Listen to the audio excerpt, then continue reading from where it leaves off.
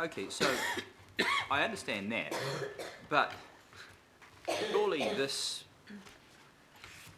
process through the Reserves Act means that we have to define the areas of land that we're swapping. There has to be high definition within that.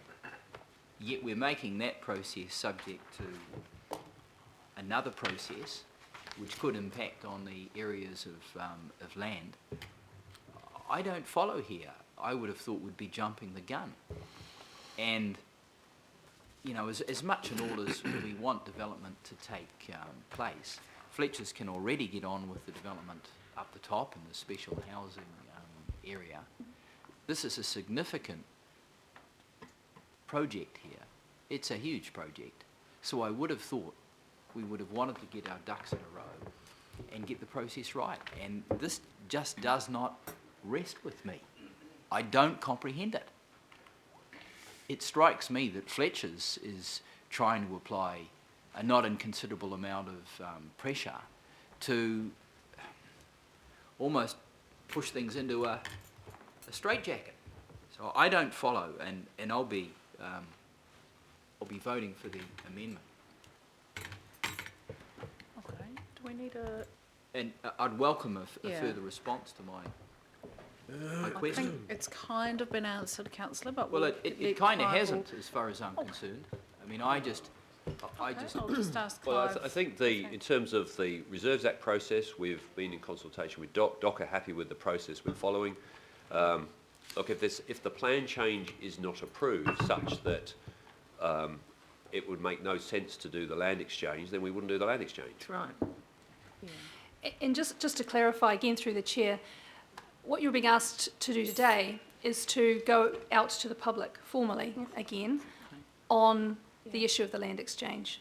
So it's not about making a decision, it's not about making a decision on their final design or configuration, as you say, Councillor Walker, but it is going out to the public and saying, what do you think? We know that these other processes are in train, and in my view, they absolutely can be aligned and they can be done in parallel, and there's nothing different or wrong or illegal or strange in this at all.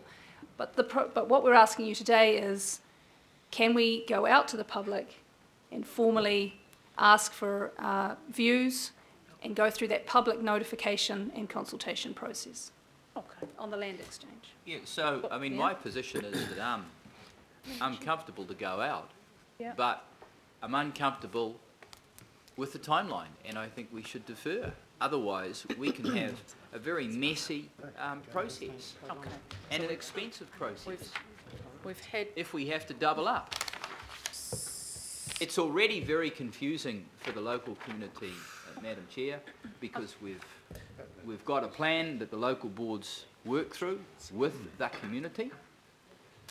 Other people are engaged, like Richard Reid, so there's further work being done on this, and now we're jumping the gun. So that's my position, and I really think that we should be holding a partnership with the local board around this, because this is a significant project that impacts considerably on areas of public space and reserve that the local board has an interest in. Okay. Thank you, Councillor. You've made your point. I've just got three other speakers, and just remembering this is us going out to talk to the community about this. Councillor Webster. Oh, thank you, Madam Chair. I'm not going to vote for this deferral. I mean, this proposal's been around for a long time. We have had a lot of talk about it. I mean, the Reserves Act process is a long one. It does go back out to public consultation. We have got areas in central Auckland that are crying out for sports fields. This is going to gain us sports fields. I'm trying to find it in here, but you know, that can be used all year round. In a ward that needs them most. In a ward that needs it most, you're quite right. We've had this local board come in and say, but we haven't got any sports fields in our area.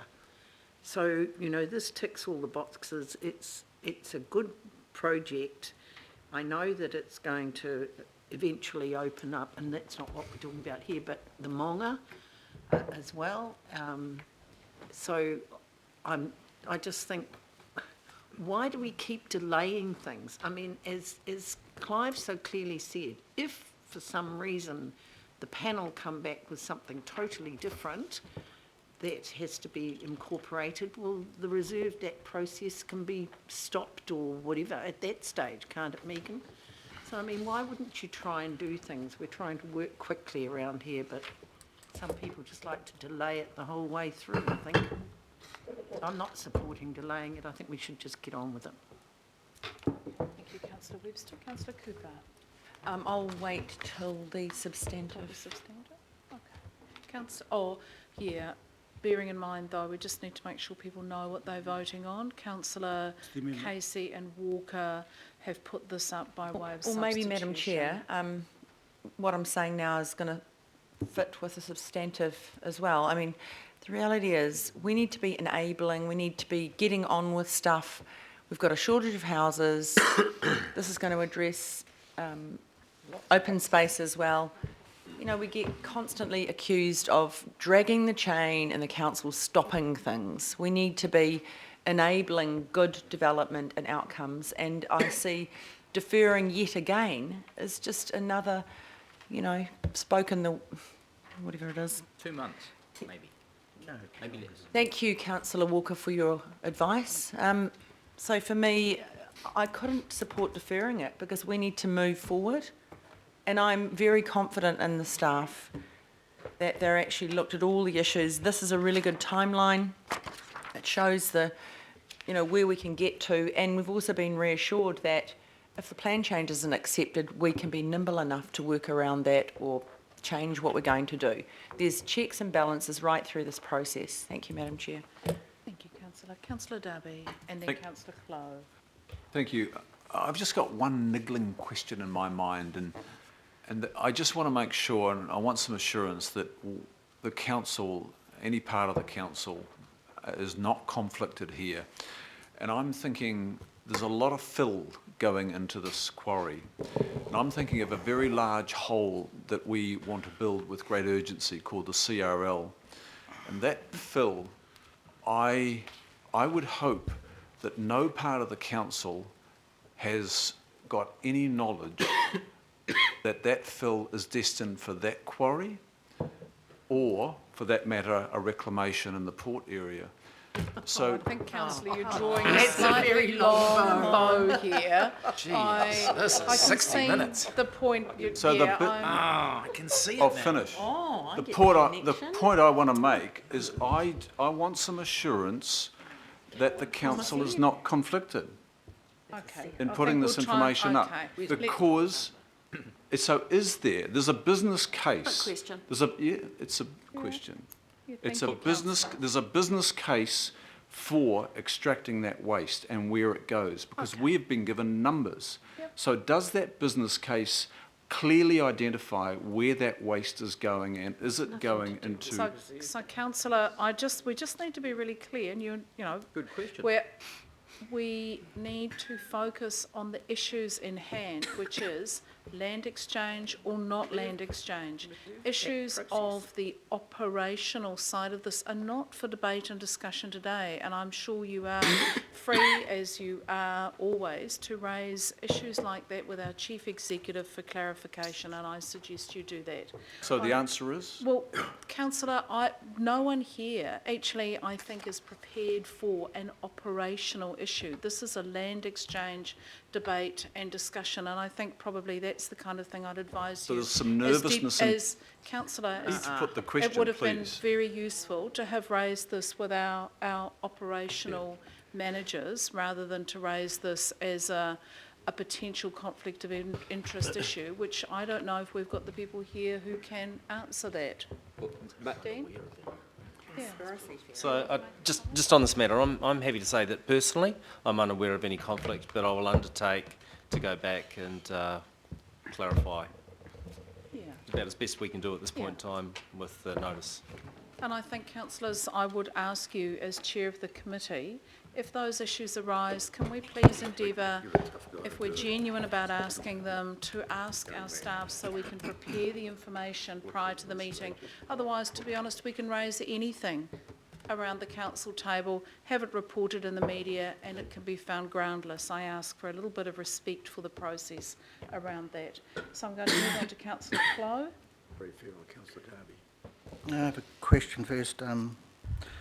Clive, under 48, Antipodean Properties supported the land exchange but advocated some flexibility be incorporated. Have their concerns been met? Their other concerns been met? Nigel, you want to take this? Antipodean Properties have in principle supported the land exchange proposal because it brings a substantial number of people close to their retail centre. They're developing plans for their own refurbishment of their own centre, and they're interested in the strip of land which isn't included in the land exchange, which isn't part of the land exchange, and would form part of future negotiations if a plan change by Fletcher's was successful, because then that would deliver us the plaza area, which is an important part of the land exchange, and a way to try to integrate the plaza area with the town centre. So Antipodean would just like the flexibility really to work with the results of the plan change, and I think the process that we've got at the moment will allow us to incorporate the results of the plan change with the eventual land exchange footprint. The answer is they are happy. Yes. Okay. I mean, see, we are now talking to the substantive as well. I have supported the local board and councillors Casey and Walker in the past, and that's because I did think we could get a better deal. I can't help but think we're actually at that stage where we've got a really good deal, and I don't know whether we can get a bit better deal.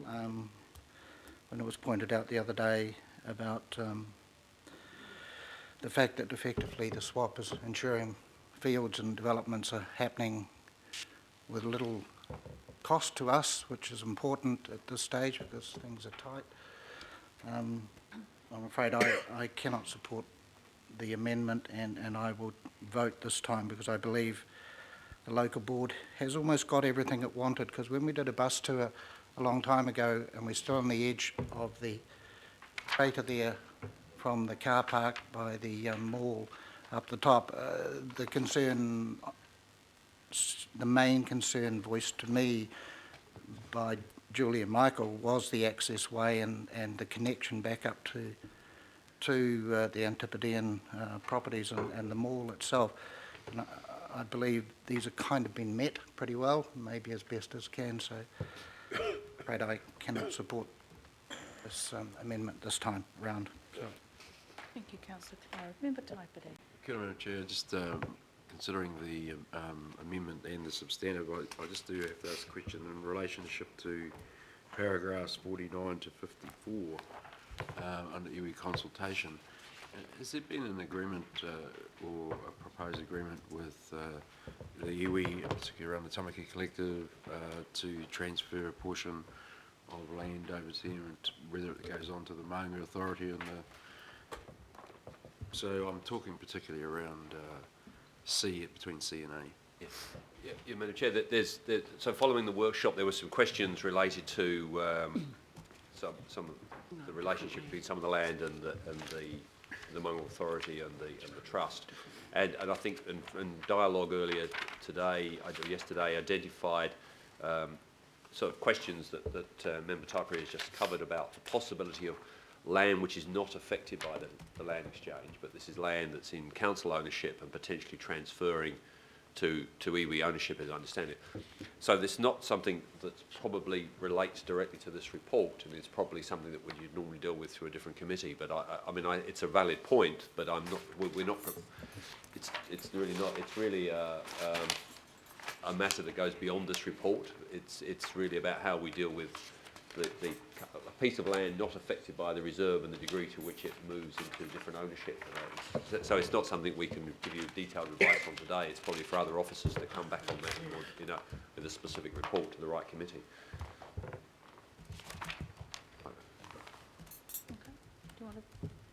It's quite a cross to bear at the No, moment. I'll think about that answer. Okay. Member Filipaina? Thank you, Chair. Question is on the two plan changes that have been mentioned, 372 and 373. Clive, you mentioned that depending on the resolution of those plan changes, that can be incorporated as part of conditions of the Reserves Act process that we're currently referred to.